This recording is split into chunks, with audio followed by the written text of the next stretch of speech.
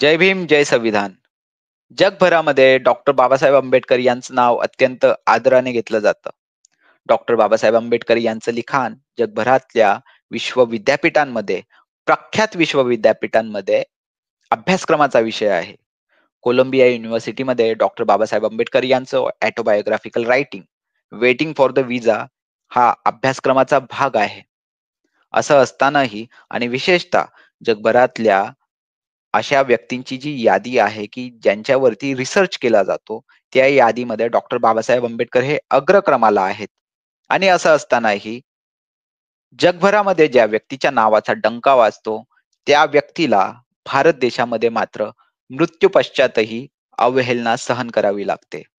कारण की डॉक्टर बाबासाहेब आंबेडकर यांनी भारत देशाला राज्यघटना दिली आणि ती राज्यघटना एका अस्पृश्य व्यक्तीने लिहिलेली आहे. त्यामुळे इथल्या सनातन्यांचा आजही पोटशूळ उठतोय. डॉक्टर बाबासाहेब आंबेडकर यांचं संविधान नाकारण्यासाठी खूप मोठ्या प्रमाणात प्रयत्न चालू आहेत आणि ते प्रयत्न सिम्बॉलिक ऍक्ट आणि कन्स्पिरसी करत कसे साध्य करता येतील याचा घाट घातला जातोय. कुंभमेळ्याच्या पार्श्वभूमीवर या अल्टरनेटिव्ह कॉन्स्टिट्यूशनचा, हिंदू राष्ट्राच्या संविधानाचा उद्घोष केला जातोय. 2035 मध्ये आम्ही हिंदू राष्ट्राचं संविधान लागू करू, अशा प्रकारच्या वल्गना केल्या जात आहेत. या सर्व विषयांवरती चर्चा करण्यासाठी आपल्यासोबत आहेत वंचित बहुजन आघाडीचे तेज तर्रार नेते तय्यब जफर आणि वंचित बहुजन आघाडीचे अभ्यासू नेते सर्वजित बनसोडे. तैयब जफर जी, मेरा आपसे पहला ये सवाल है कि जिस तरह से डॉक्टर बाबा साहब अम्बेडकर की परभनी में संविधान शिल्प की विटंबना की गई और उसके बाद अमृतसर में भी इसी तरह की वारदात को अंजाम दिया गया, what do you think? Is it a pre plan conspiracy और just a random act? This is not a random act, क्योंकि ये एक प्री प्लान है. इस देश के अंदर अगर आप 2014 से साहब अम्बेडकर की प्रतिमाओं का मामला हो, संविधान की विडंबना का मामला हो, या फिर सदन के अंदर देश के गृह मंत्री जो संवैधानिक पद पर बैठकर ये कहते हैं कि इस देश में जितना लोग अंबेडकर का नाम लेते, अगर उतना भगवान का नाम लेते तो कहीं ना कहीं उनको मोक्ष प्राप्त होता. तो ये एक विचारधारा के तहत जो है तो पूरा सिलसिला चला आ रहा है. नंबर दो, इसके अंदर जो अहमियत है वो ये है कि ये हिंदू राष्ट्र की तरफ देश को लेकर जाना चाह रहे हैं, और हिंदू राष्ट्र के सिलसिले में सबसे बड़ा जो अड़चन है इन लोग को वो संविधान है, वो बाबा साहब अम्बेडकर है, वो अम्बेडकर वादी है और अम्बेडकर वाद है. ये चार चीजों को जब तक हटाया नहीं जाएगा तब तक इस देश में हिंदू राष्ट्र लागू नहीं हो सकता. और आरएसएस हो, बजरंग दल हो या संघ परिवार हो, इनको एक चीज अच्छे से मालूम है कि अगर किसी चीज को खत्म करना है तो पहले उसकी इमेज खराब की जाए, पहले उस पर विवाद किया जाए, और ऐसा विवाद पैदा किया जाए कि एक आम आदमी उस पर बात करने से डरे कि अगर मैं इस पर बात करूंगा तो विवाद पैदा होगा. जब किसी मुद्दे पर बात करने से पहले यह सोचना पड़े कि इस पे विवाद पैदा होगा, तो आम जनता उस पर बात करना बंद करती है. और जब मुद्दों पर बात करना बंद हो जाती है तो इस तरह के जो ढकोसलेबाजियां है, चाहे वो हिंदू राष्ट्र का ढकोसला हो, चाहे वो बाबा साहब अंबेडकर की प्रतिमाओं के साथ अव्यवहार करने का जो है तो सिलसिला हो, चाहे वो गृह मंत्री का देश के संसद में बैठकर बाबा साहब के खिलाफ बयान देने का सिलसिला हो, ये सारी एक ही कड़ी है जो निंदनीय है. और मैं समझता हूं देश के जितने अंबेडकरवादी है वो इसको बड़े अच्छे से समझ रहे हैं. बस जरूरत इस बात की है कि जब लोग संविधान विरोधी काम करते हैं तब हमको संविधान को आगे लेकर चलना चाहिए, तब हमको बाबा साहब के विचारों को आगे लेकर चलना चाहिए, तब हमको इन विचारधाराओं से लड़ने की जरूरत है जो इस देश को सेकुलरिज्म से हटाकर कम्युनलिज्म की तरफ लेकर जा रहे हैं. क्योंकि इस देश की खूबसूरती दुनिया के आगे सिर्फ इसलिए है क्योंकि हम विविधता में एकता रखते हैं, और ये लोग इसी को खत्म करने की कोशिश कर रहे हैं जो इस देश के भविष्य के लिए बहुत गलत होगा और बहुत मुश्किल होगा. जी. सर्वजित जी, माझा तुम्हाला प्रश्न आहे, कारण की सातत्याने आपण आर-एस-एस वर प्रहार करत असता, त्यांची जी हिंदू राष्ट्राची संकल्पना आहे त्यावर प्रहार करत असता. नुकताच जो काही कुंभमेळा झालेला आहे, तर हिंदू धर्मातील काही तथाकथित संत मंडळींनी कुंभमेळ्याच्या पार्श्वभूमीवर रामराज्य, कृष्णराज्य, मनुस्मृती आणि चाणक्य नीतीला आधार मानून हिंदू राष्ट्राचं संविधान पुढे आणण्याचा प्रकार सुरू केलाय. तो प्रयत्न 3 फेब्रुवारीला वसंत पंचमीला करणार असल्याची घोषणा धर्मपीठांनी केलेली आहे. हे भारतीय संविधानाला आव्हान करताना प्रत्येक वेळी आडवा आंबेडकर येतो, म्हणून बाबासाहेबांना जो सातत्याने एका घटकाकडून विरोध केला जातोय का? प्रबुद्ध भारतच्या माध्यमातून या चर्चासत्रामध्ये हा अत्यंत महत्वाचा ज्वलंत विषय आपण चर्चेला आणलेला आहे. कारण जे संविधान प्रेमी आहेत, जे फुले शाहू आंबेडकर आणि मानवतेच्या विचाराचे पाईक स्वतःला म्हणतात, ते सगळे जवळपास कुंभकर्णासारखे झोपले आहेत की काय, हा सर्वात गंभीर प्रश्न आहे. कारण संविधानाला बदलून त्या जाग्यावर मनुस्मृती आणली पाहिजे, हा काही आज 2025 मधला विषय नाही आहे. हा सुरुवातीपासूनच संविधानाच्या विरोधामध्ये RSS आणि गोळवणकरांनी रान पेटवलेलं होतं. तेव्हापासून आजपर्यंत त्यांना हे जमलं नाही. कारण ज्या कालखंडामध्ये भारताच्या संविधानाच्या निर्मितीची प्रक्रिया सुरू होती, त्या कालखंडामध्ये RSS ही अत्यंत नाममात्र संघटना असल्यामुळे ती कट्टर सनातनी आणि ब्राह्मणवादी विचाराची होती. ती संविधानाच्या विरोधात सुद्धा होती, पण संविधानाची प्रक्रिया अडवण्याची अवकात आणि क्षमता ही त्या काळातल्या RSSच्या हाफ चड्डीवाल्या स्वयंसेवकांमध्ये नव्हती. कालांतराने या 60-70 वर्षांनंतर आज तिसऱ्या टर्म मध्ये भारतीय जनता पार्टीचं जेव्हा सरकार अस्तित्वात आलेलं आहे, तेव्हा या संविधानाला बदलण्यासाठी पूर्ण ताकदीनं प्रयत्न करण्याची प्रक्रिया ही RSS आणि तथाकथित सनातनी ब्राह्मणवाद्यांनी सुरू केलेली आहे. त्यामध्ये जेव्हा मागच्या निवडणुकाच्या टर्म मध्ये भारताचे कायदा मंत्री रविशंकर प्रसाद असताना, खुद्द रविशंकर प्रसाद एक कायदा मंत्री होते आणि त्यांनी स्वतः त्यांना प्रमोद महाजनांनी एक जुनी संविधानाची एक मूळ अवस्थेतली प्रत त्यांना दिली असा त्यांचा दावा होता. आणि त्या संविधानाच्या प्रतेवर वेगवेगळ्या हिंदू देवी देवतांचे चित्र होते. आणि या संविधानानुसार भारताला धर्मनिरपेक्षतेच्या ऐवजी भारत हे कशा पद्धतीनं हिंदू लोकांचंच राष्ट्र आहे, अशा प्रकारचा एक दावा तत्कालीन भारताचे कायदा मंत्री रविशंकर प्रसाद यांनी 5 वर्षापूर्वी केला होता. हीच गोष्ट पुढे चालून आपण 2017ला जर पाहिली तर RSSचे मोहन भागवत यांनी सुद्धा स्पष्टपणे संविधान हे जुनं झालेलं आहे, त्याला आता आपण बदललं पाहिजे, हे RSSच्या मोहन भागवतांचं वक्तव्य होतं. आणि याच प्रक्रियेमध्ये मग त्यांचे अनंत हेगडे सारखे खासदार असतील किंवा भारताच्या प्रधानमंत्र्याचे अर्थ व्यवहाराचे जे PA म्हणून ओळखले जातात बिबेक देबरॉय यांनी सुद्धा मिंट न्यूज नावाच्या एका वृत्तवाहिनीमध्ये स्पष्टपणे आपल्या देशाला नवीन संविधानाची गरज आहे असं प्रधानमंत्र्याचे जवळचे सल्लागार यांनी सुद्धा प्रिंट मीडियामध्ये ही मतं मांडलेली आहेत. म्हणून आपण आता याला कुठल्या तरी महाकुंभामध्ये कोणीतरी साधू संत अशा प्रकारची प्रक्रिया मांडत आहेत असं समजणं ही खूप मोठी चूक ठरेल. ही बिलकुल नवीन नाही आहे, हे पूर्व नियोजित पद्धतीनं गेल्या अनेक वर्षापासून संविधानाला बदलणं किंवा संपवणं किंवा त्याची अंमलबजावणी न करणं हे जवळपास एकसारखंच आहे. ठीक आहे, आता संविधान आहे पण त्याची अंमलबजावणी होत आहे का? संविधान बदलणं म्हणजे काय आहे, त्या संविधानाची अंमलबजावणी न करणं किंवा संविधानातल्या सगळ्या कलमांचा आर्टिकल्सचा पदोपदी गळा घोटणं हे एक प्रकारे संविधान बदलल्यासारखंच आहे. जसं आपल्या देशाच्या संविधानामधलं आर्टिकल 25 आहे, जे आर्टिकल 25 या देशातल्या सर्व धर्माच्या लोकांना त्याच्या स्वतःच्या धर्माची उपासना करण्याचा, त्याचा प्रचार आणि प्रसार करण्याचा आणि कुठल्याही माणसाला कुठल्याही धर्मामध्ये स्वइच्छेनं धर्मांतर करण्याचा सुद्धा अधिकार ज्या पद्धतीनं बहाल करतं.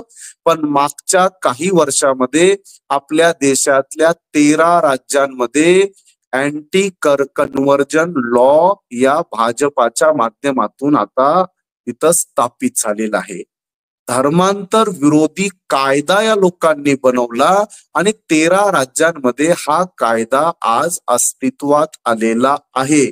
मी अशा प्रकारच्या संविधानातल्या अनेक तरतुदींचा जो खुलेआम खून आणि हत्या केली जात आहे ते आपल्या सर्वांना सर्वविदित आहे.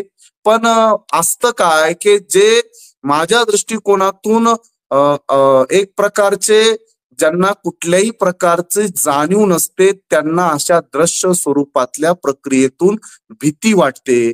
म्हणजे कुठंतरी संविधानाचं एक शिल्प बनवलं जातं आणि त्या शिल्पाला एखादा व्यक्ती तोडतो तेव्हा आपल्याला असं वाटतं की संविधान धोक्यात आहे.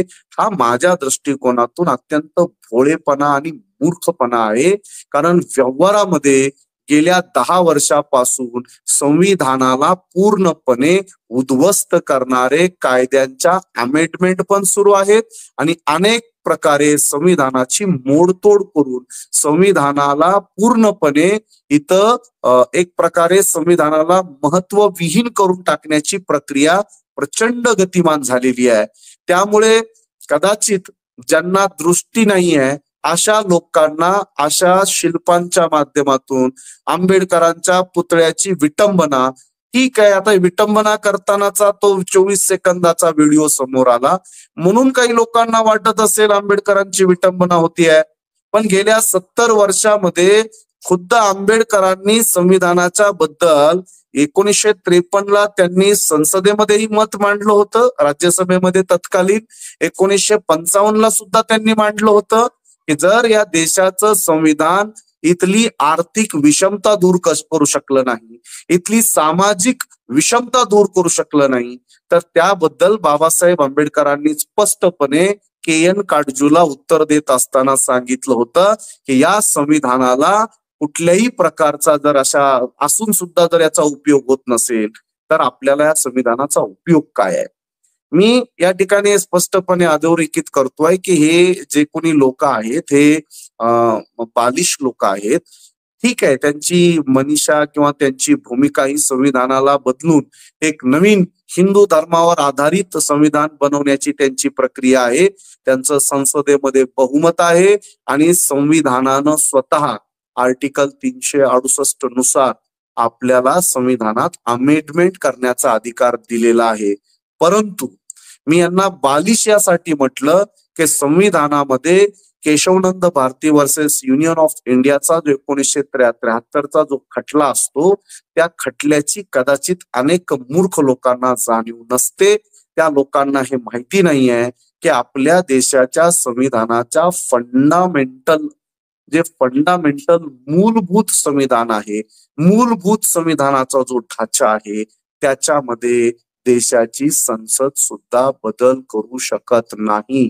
संविधानात बदल करण्याचा अंतिम आणि शेवटचा अधिकार ही संविधान निर्माती सभेला होता आणि संविधान निर्माती सभा आता बरखास्त झालेली आहे. त्यामुळे संविधान बदलणारी दुसरी कोणतीही संविधान सभा नाही आहे, ही लोकसभा आहे.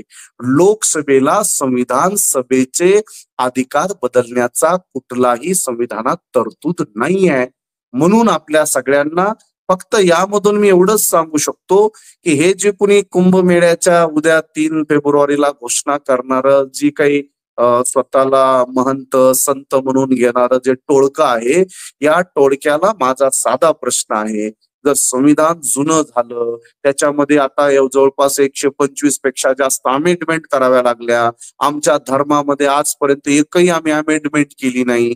जे जुनं झालं म्हणून संविधान बदलण्याच्या अशा प्रकारच्या वल्गना करणारी जी माणसं आहेत त्यांना आपण विचारलं पाहिजे की मग तुमचे जे वेद आहेत, पुराण आहेत, उपनिषदे आहेत यांना तर हजारो वर्ष झालंय ना, मग त्यालाही बदलून टाका ना. तुम्ही त्याला का बदलून टाकायला तयार नाहीत? हे संविधान 70 वर्ष जुनं झालं म्हणून हे बदललं पाहिजे आणि तुमचे हजारो वर्षाचे वेद, पुराण, उपनिषद ते मात्र तसेच अबाधित ठेवायचे, त्याच्यात मात्र बदल करायचा नाही. तर अशा प्रकारचे मूर्खपणाचे वक्तव्य करणं या मंडळींच्या माध्यमातून सुरू आहे.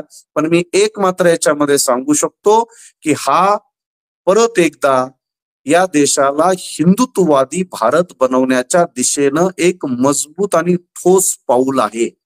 हे पाऊल आज पडलेलं नाहीये. याचा ठराव मागच्या वर्षी 29 जानेवारी 2023ला याच प्रयागराजमध्ये, अलाहाबादमध्ये इथंच या संसदेनं हा ठराव घेतला होता. मला आश्चर्य या गोष्टीचं आहे, माझ्याकडे जी माहिती उपलब्ध आहे त्या माहितीनुसार ही जी 25 लोकांची जी कोणती कमिटी आहे, या कमिटीमध्ये काही भारताच्या न्यायपालिकेचे सेवानिवृत्त न्यायाधीश सुद्धा याचे सदस्य आहेत, अशी माहिती आपल्याला भेटत आहे. जर ही माहिती सेवानिवृत्त न्यायाधीश या कमिटीचे सदस्य असतील आणि ते एक नवीन संविधान जे हिंदू आणि कट्टरपंथी विचारावर आधारित संविधान बनवण्याची प्रक्रियेचे घटक असतील, तर ही आपल्यासाठी अत्यंत लाजिरवाणी आणि शर्मेची गोष्ट आहे, हे मी या ठिकाणी नमूद करतो. तैयब जफर जी, मेरा आपसे ये सवाल था कि जिस वक्त महाराष्ट्र में विधानसभा का जो इलेक्शंस थे और लोकसभा के भी जो इलेक्शंस थे, तो सारा का सारा इलेक्शंस का मुद्दा एक ही था कि भारत का संविधान बचाना है. मतलब जितने भी प्रस्तावित यहाँ के पक्ष थे, बड़े बड़े पॉलिटिकल पार्टीज थी, उन्होंने इसी मुद्दे पे पूरा इलेक्शन लड़ा. और लेकिन उस वजह से बीजेपी को काफी हद तक सेटबैक भी मिला. लेकिन फिर एक बार बीजेपी वही मुद्दा लेके आ रही है कि उन्हें संविधान बदलना है. तो बीजेपी मतलब बीजेपी बेखौफ है एक तरह से. नहीं, सबसे पहली बात बीजेपी बेखौफ की नहीं है. बात यह है कि जिन लोगों ने सबसे पहले संविधान की मजाक बनाए, अगर आप इंडिया अलायंस की बात कर रहे हैं, जो राहुल गांधी और इंडिया अलायंस के लोग लाल कलर का संविधान पूरे देश में लहराते हैं. आपको अगर इलेक्शंस की बात याद होगी तो एक संविधान हमारे पास भी आया, वो लाल कलर का, खोल के देखा तो वो नोटबुक थी, अंदर से नोटबुक, ऊपर से संविधान का जो है तो सिर्फ चित्र लगा हुआ. तो सबसे पहले तो संविधान की मजाक इन लोगों ने बनाए. नंबर 2, जो इस देश के माइनॉरिटीज है उनको गुमराह करने के लिए, जो इस देश के संविधान प्रेमी है उनको गुमराह करने के लिए, जो इस देश के संविधानवादी है उनको गुमराह करने के लिए इन लोगों ने सिर्फ संविधान को सामने उठाकर लोगों को बताया और जो है तो वोट लेने का काम किया. और इनकी इन्हीं हरकतों की वजह से बीजेपी दोबारा से सत्ता में है. और अब जब पूरे देश भर में अलग अलग जगहों से संविधान विरोधी आवाजें उठ रही है या बाबा साहब अंबेडकर की मूर्तियों की विडंबनाएं की जा रही है, ऐसे समय में ये लोग खामोश है, क्योंकि ये, जैसा कि वंचित बहुजन आघाड़ी पिछले कई सालों से कह रही है कि Congress is equal to BJP, ये एक सिक्के के दो पहलू है. तो इनके सामने अपने ही घर में अपने ही आदमी को शेर कहना कोई बड़ी बात नहीं है. अगर इनके ही सामने बीजेपी फिर से संविधान विरोधी बात कर रही है तो ये भी तो उसी धारा में बहने वाले लोग हैं. रही बात संविधान की, सर्वजीत सर ने जिस तरह से बड़ी डिटेल में बताया, मैं सिर्फ इतना कहना चाहूंगा कि इस देश के अंदर ये संविधान बदलने का जो सिलसिला चालू हुआ वो सबसे पहले तो शहरों के नाम बदलने से चालू हुआ, क्योंकि विचारधारा और मानसिकता वहीं से डेवलप की गई कि इस देश के अंदर बदलाव किए जा सकते हैं, संविधान को बदला जा सकता है. और संविधान बदलेगा तो होगा क्या, किन लोगों का नुकसान होगा, ये भी समझने की जरूरत है. जो महिलाएं आज इस देश में आजादी से शिक्षा हासिल कर रही है, जो महिलाएं आज इस देश में बराबरी का दर्जा रखती है, जो महिलाएं आज सदन में है, जो महिलाएं जो है तो प्लेन उड़ा रही है, जो महिलाएं जो है तो आर्मी में है, जो महिलाएं अलग अलग क्षेत्रों में है, कल को हिंदू राष्ट्र बनने के बाद उन महिलाओं के अधिकारों का क्या होगा. क्योंकि मनुस्मृति की मानी जाए तो महिलाएं वो तमाम काम नहीं कर सकती जो आज बाबा साहब अंबेडकर के संविधान देने के बाद कर रही है. नंबर 2, ये देश सिर्फ एक या दो जात का नहीं है. इस देश में कई मजहब, कई धर्म पलते हैं, कई कल्चर पलते हैं. तो ऐसे देश के ऊपर एक विचारधारा थोप देना, ये इस देश के अंदर आपसी भाईचारे का तो नुकसान होगा, लेकिन सबसे पहले अपने मूल्यों का नुकसान होने वाला है, एजुकेशन का नुकसान होगा, तरक्कियों का नुकसान होगा. आप देखो, अगर आप शेयर मार्केट को फॉलो करते होंगे, पिछले कई दिनों से शेयर मार्केट गिर रहा है, लेकिन इनको उस पर बात नहीं करनी. बात काय पे करेंगे तो संविधान बदलने पे. सर ने बहुत अच्छी बात याद दिलाई कि ये लोगों के अपने खुद के ग्रंथ इतने पुराने हो गए हैं, तो इनको समझना चाहिए जब दुनिया आगे बढ़ रही है, ये इस देश को 5,000 साल पीछे ले जाने की बात कर रहे हैं, तो कहीं ना कहीं राजनीतिक तौर पर इस देश को बर्बाद करने की साजिशें खुद बीजेपी की तरफ से, आरएसएस की तरफ से और संघ परिवार की तरफ से चलाई जा रही है। जब खालिस्तानी मूवमेंट को देशद्रोही मूवमेंट कहा जा सकता है, जब ऐसे अलग अलग धर्मों के लोग जब अपना धर्म अपने देश के ऊपर लागू करने की बात की जाती है, तो उनको देशद्रोही बताया जा सकता है। मुझे हैरत इस बात की है कि पूरे देश में मीडिया पूरे ताकत से बता रहा है कि भाई हिंदू राष्ट्र का नया संविधान तैयार हो गया और इतनी 3 तारीख को जो है तो अनाउंस किया जाएगा। उन लोगों के ऊपर देशद्रोह का मुकदमा कब दर्ज होगा और उन लोगों को इस देश के अंदर अटक कब किया जाएगा? हम वंचित बहुजन आघाड़ी की जानिब से सरकार को यह सवाल पूछते हैं कि जब दूसरे लोग अपने मजहब को इस देश पर लागू करने की बात करते हैं, वो देशद्रोही है, लेकिन ये लोग जो मनुस्मृति को इस देश पे लागू करने की बात कर रहे हैं, इस देश के संविधान को बदलने की बात कर रहे हैं, उन पर देशद्रोही का मुकदमा कब दर्ज होगा? बहुत महत्वपूर्ण मुद्दा आपने उठाया है, क्योंकि बाला साहेब आम्बेडकर जी भी जो है काफी दिनों से, काफी महीनों से, सालों से यही मुद्दा उठा रहे हैं कि सरसंघ चालक जो AK-47 का अगर उनके पास लाइसेंस नहीं है तो किस तरह से वो शस्त्र पूजन करते हैं और उन्हें जेल में डाल देना चाहिए। और इसी तरह से अगर एंटी कॉन्स्टिट्यूशनल अगर इस तरह की गतिविधियां हो रही है और उसे खुले तौर पे एक जिंगोइज्म के तहत जो बड़े तौर पे पूरे मीडिया दिखा रही है और उसे एक मास लेवल पे एक एक्सेप्टेंस भी उसी वजह से मिलना चाहिए, उस तरह का उनका एक जो प्रयास है, ये तो definitely it is anti national activities.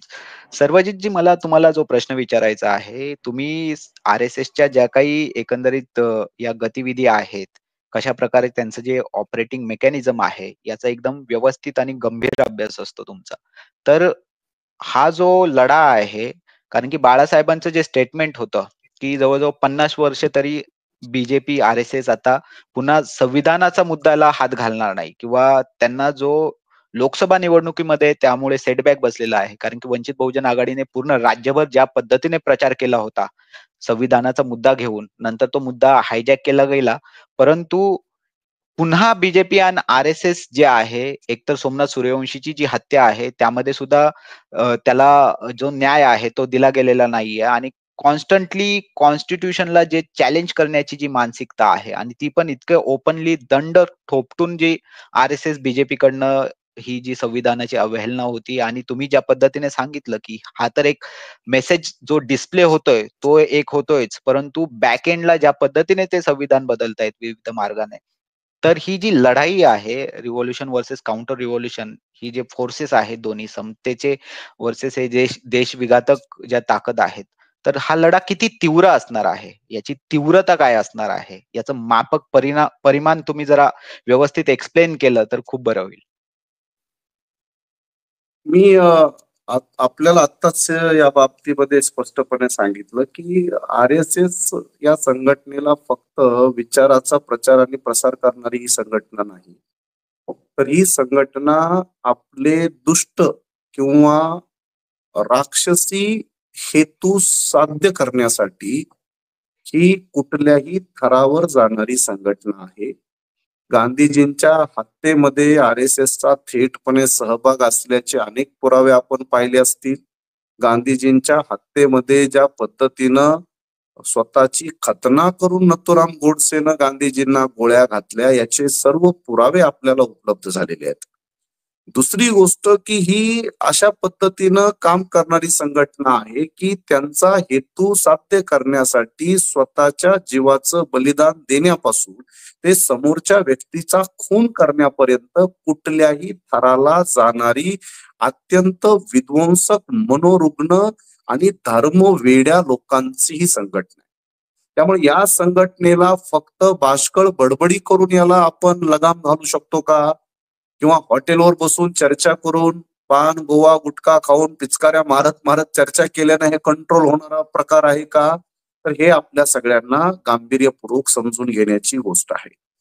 यासोबत मला स्पष्टपणे हे आपल्याला नमूद करणं गरजेचं आहे की ज्यांनी हे आत्ताच नवीन जे अखंड हिंदुस्थानचं किंवा अखंड हिंदूंचं नवीन संविधानाचं जे कोणी निर्माण करता आहे, त्याचे जे अध्यक्ष आहेत, त्या अध्यक्षाचं नाव आहे डॉक्टर उपाध्याय. आणि हे सगळी प्रक्रिया घडवून आणणारा जो व्यक्ती आहे, त्या व्यक्तीचं नाव आहे स्वामी आनंद स्वरूप. स्वामी आनंद स्वरूप आणि डॉक्टर उपाध्याय याचे अध्यक्ष आहेत. आणि याच्यामध्ये बनारस हिंदू विद्यापीठापासून भारत सरकारच्या संस्कृत विद्यापीठापर्यंतचे अनेक प्राध्यापक याच्यामध्ये इन्व्हॉल्व आहेत.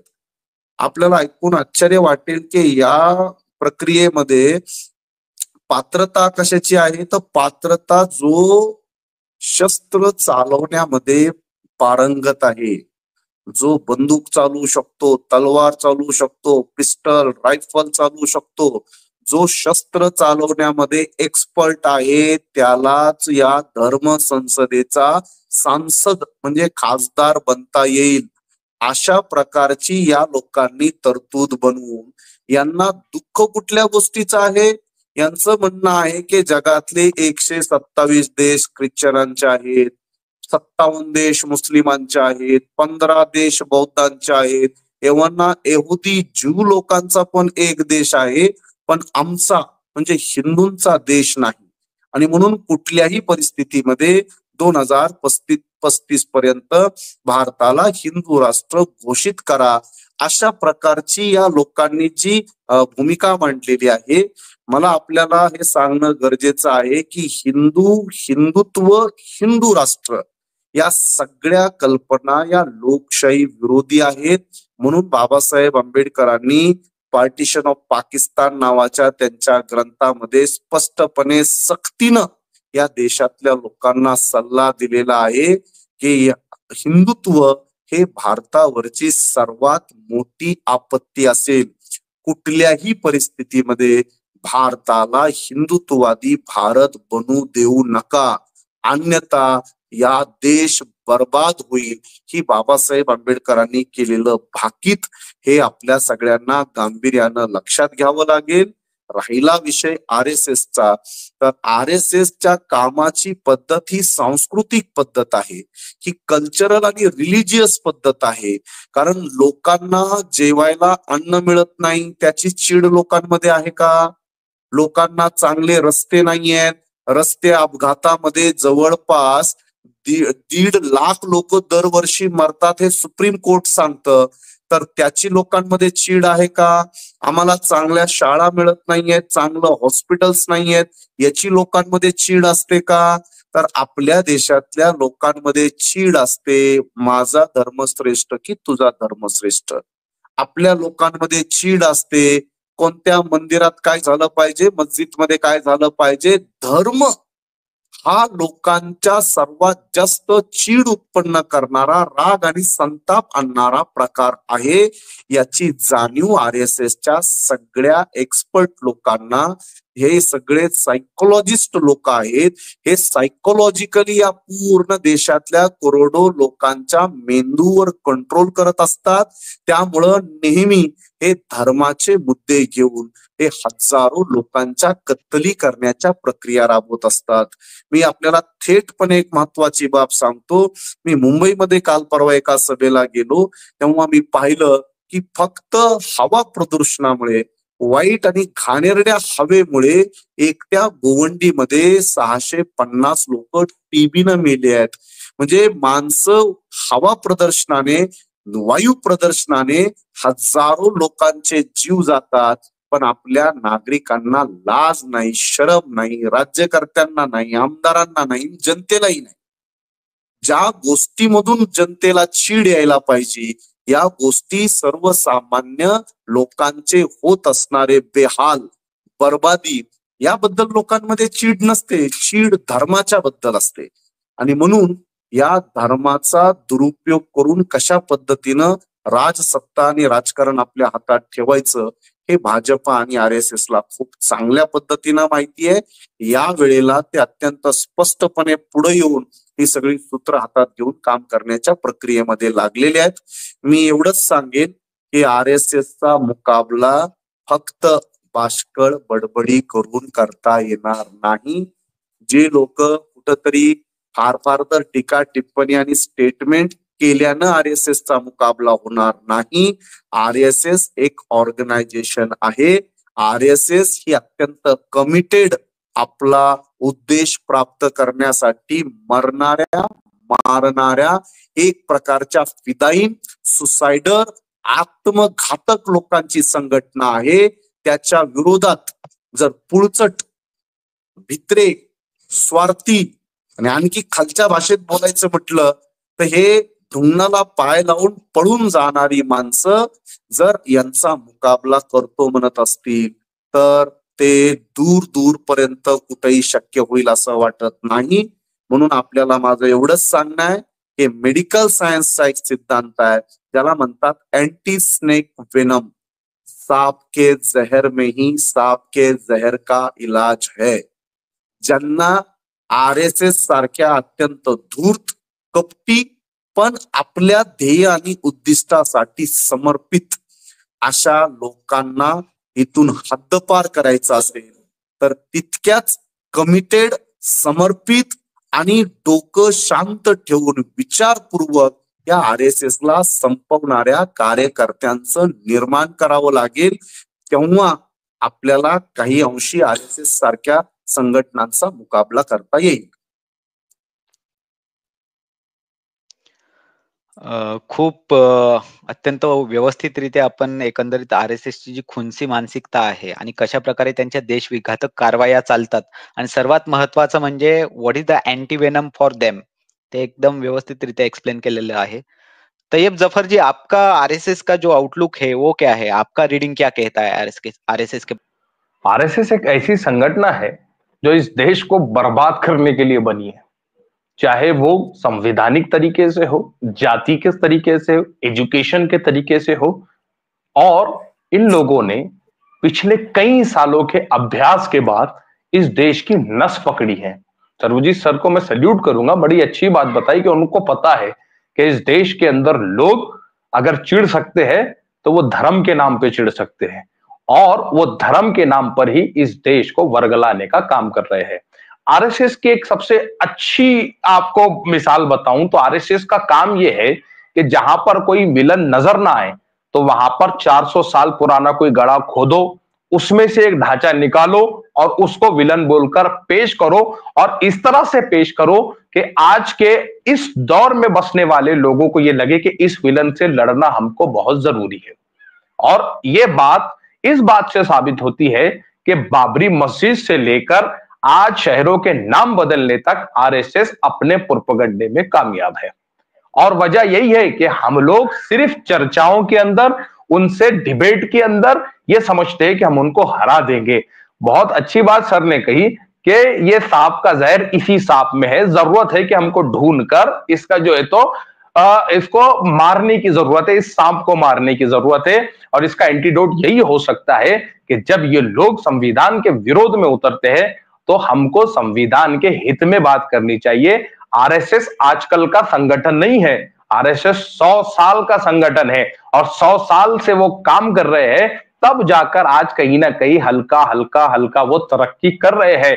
आज हमारे समाजों के साथ ये दिक्कत है, चाहे वो वंचित वर्ग हो, दलित वर्ग हो, मुस्लिम हो या जितनी माइनॉरिटीज हो, हमारे वर्गों के अंदर दिक्कत इस बात की है कि हम लोग कार्यकर्ता पैदा नहीं कर पा रहे, और हमारे पास जो कार्यकर्ता आ रहा है वो इतना निष्ठावान नहीं है कि वो अपना तन मन धन सब कुछ निछावर करे अपने समाज के लिए, अपने देश के लिए और अपने सामाजिक हित के लिए। और हमको लड़ना उनके खिलाफ है जो अपने तन के साथ, मन के साथ, जान के साथ, मरने और मारने के इरादे के साथ हमारे खिलाफ साजिशें कर रहे हैं। तो ऐसे लोगों से लड़ने के लिए ऐसे ही लोग सामने आने चाहिए जो कहीं ना कहीं अपने तन से, मन से और धन से अपने अपनी संस्थाओं को मजबूत करे।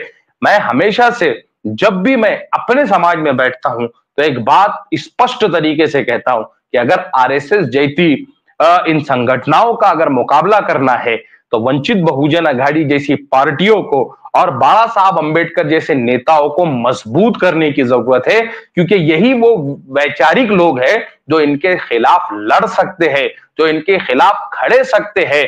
जब लोग RSS के हित में थे तब भी अंबेडकर विचारधारा आरएसएस के खिलाफ थी। जब आरएसएस को बैन लगाया गया, जब लोग आरएसएस के खिलाफ हुए, तब भी अंबेडकर विचारधारा आरएसएस के खिलाफ थी। आज कहीं ना कहीं पूरा देश उसके रंग में रंगता जा रहा है, लेकिन तब भी अंबेडकर विचारधारा जो है तो आरएसएस के खिलाफ है। तो एक इतनी मजबूत विचारधारा जो हर दौर में यह समझती थी कि आरएसएस इस देश को नुकसान पहुंचाएगा, ऐसी विचारधारा को मजबूत करने की जरूरत है।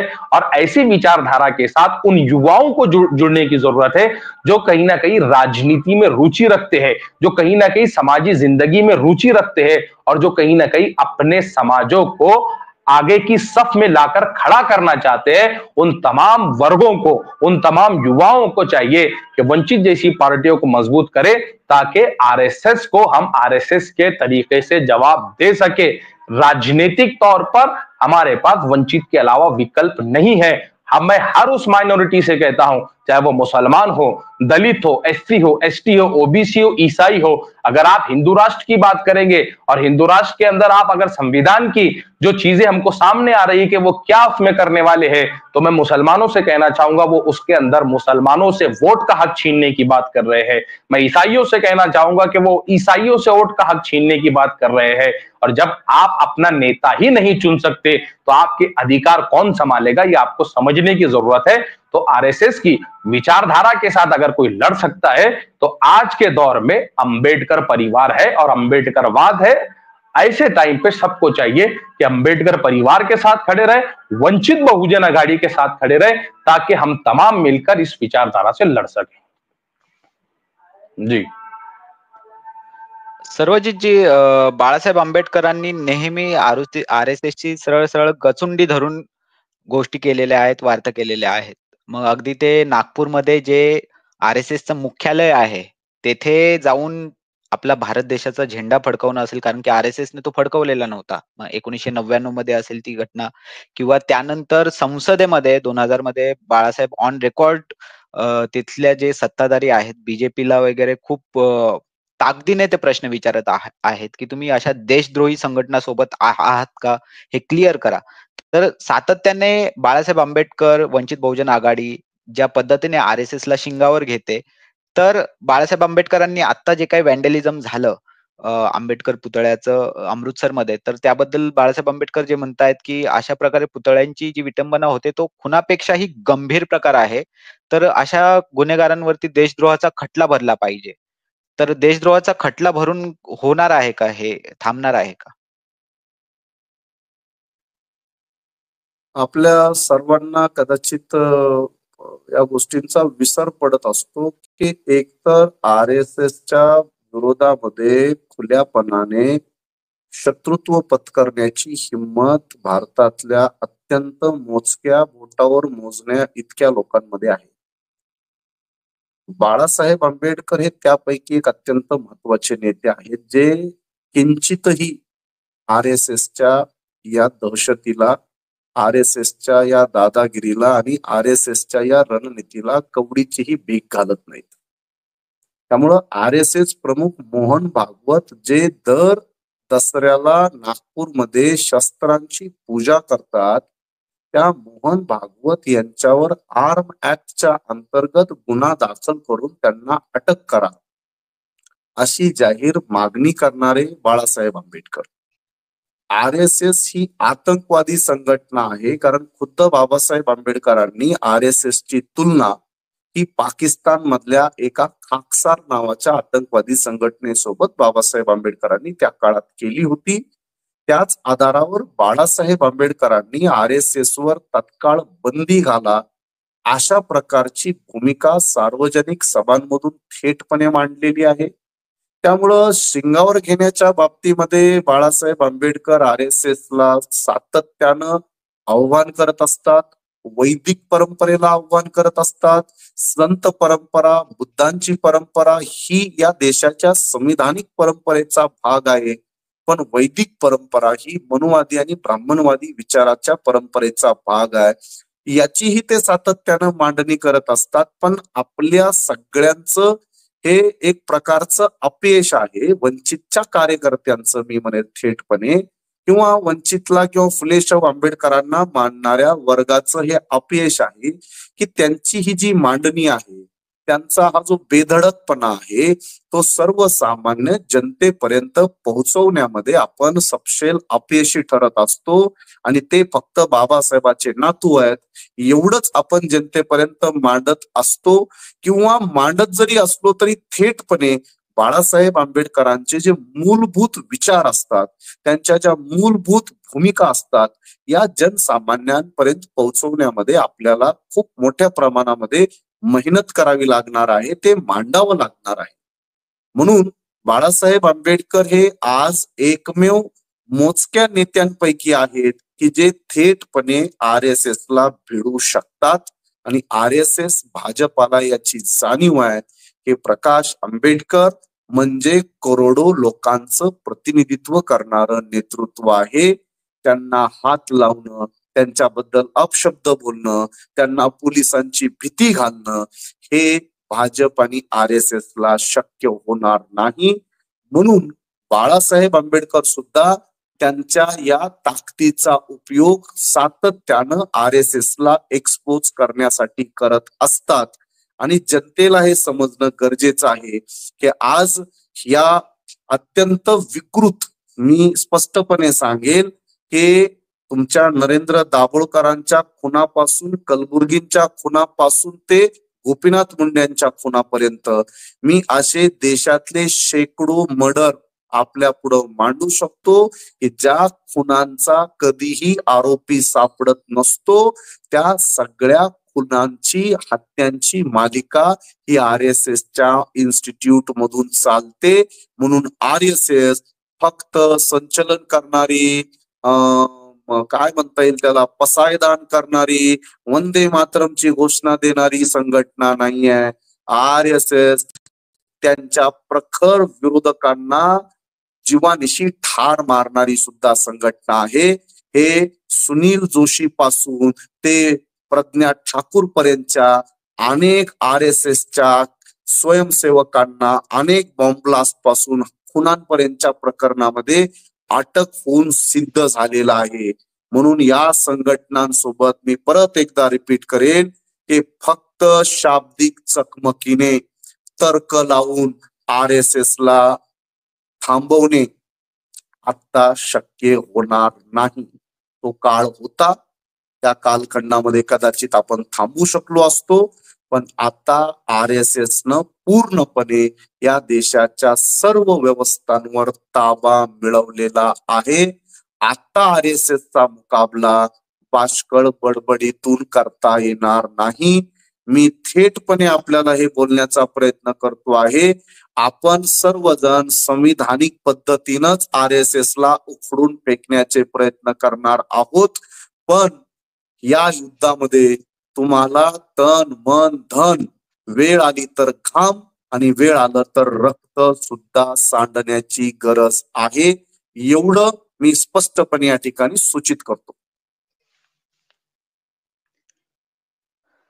तैयब जफर जी, मेरा आपसे आखिरी सवाल है कि जब 22 जनवरी को राम मंदिर प्रतिष्ठापना की गई, तब मोहन भागवत जी ने ये कहा है कि this is the real freedom, day of freedom for them. So ये जो स्टेटमेंट है उनका कि 15 अगस्त को हमारा जो स्वतंत्र दिन है, वो उसे भी नहीं मान रहे एक तरह से. और ये जो कहना है उनका कि बिकॉज जो बाबरी मस्जिद का ढांचा भी उन्होंने गिराया था, वो भी डॉक्टर बाबा साहेब अम्बेडकर का जो महापरिनिर्वाण दिन था, उसी दिन पे उन्होंने वो ढांचा गिराया था.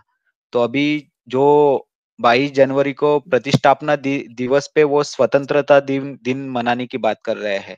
तो माइनॉरिटीज में एक तरह से, हर तरह से वो फियर इंड्यूस करने का ये उनका एक प्रयास रहता है.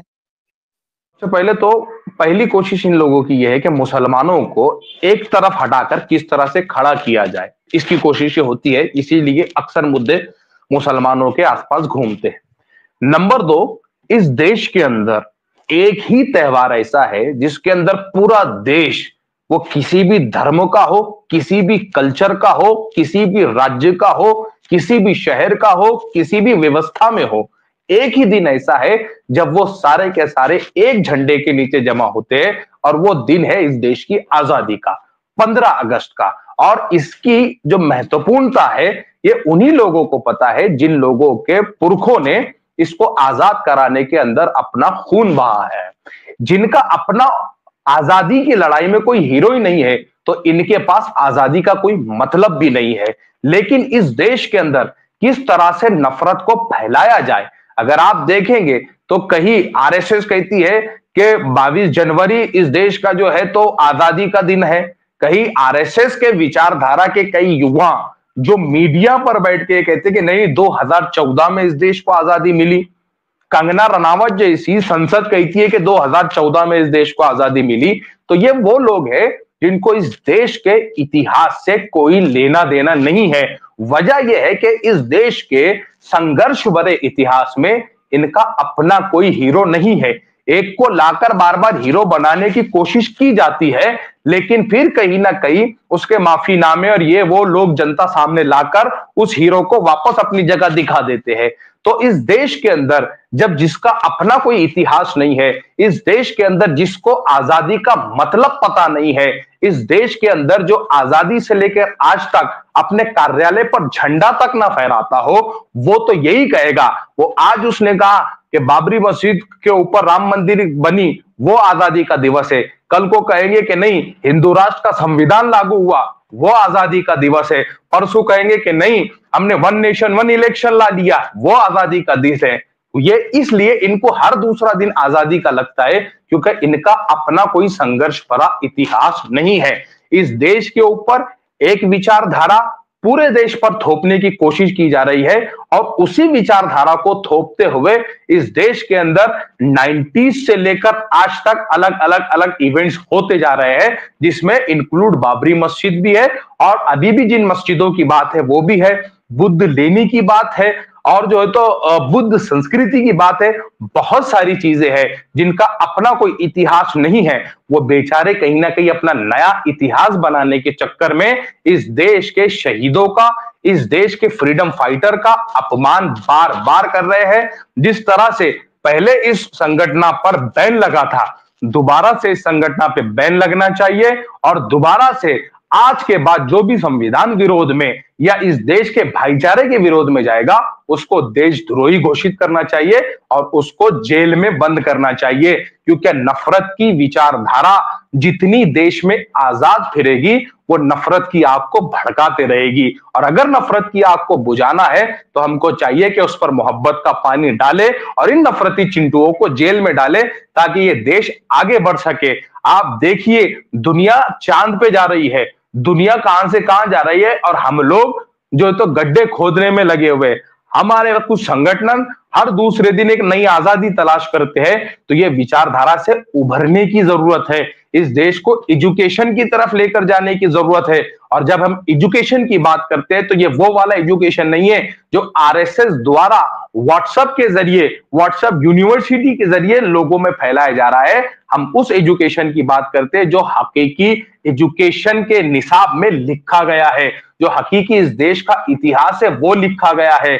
एजुकेशन फिल्मों के माध्यम से नहीं मिलेगा, क्योंकि फिल्में प्रोपेगेंडा बनाकर इस देश के अंदर एक समाज को दूसरे समाज के खिलाफ लड़ाने की कोशिश की जा रही है।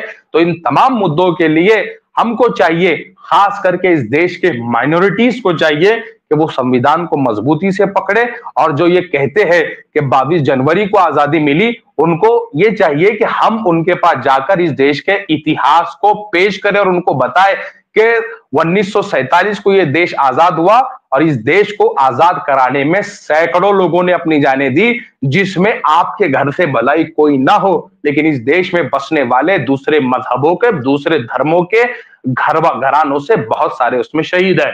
बहुत बहुत शुक्रिया। मी आपल्या दोघांचे खूप खूप आभार मानतो, कारण की अत्यंत महत्त्वपूर्ण मुद्द्यावरती एकदम सखोल अशी चर्चा आपण घडवून आणलेली आहे. सर्वजितजी ज्या पद्धतीने आपण आर-एस-एसची पाळंमुळं खणून काढलेली आहेत आणि किती धोका आहे या संघटनेपासून आंबेडकरवादी विचारवंतांना, आंबेडकरवादी जनतेला आणि समतेचा विचार जो रुजवू पाहतायत त्या सर्वांना.